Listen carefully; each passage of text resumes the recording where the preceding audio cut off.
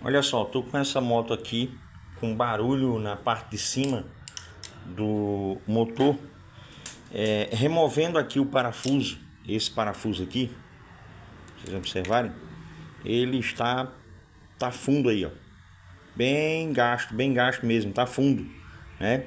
O problema é que não é só ele.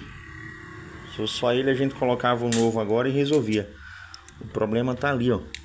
Se vocês observarem lá, a válvula ela está também, olha só, tá vendo?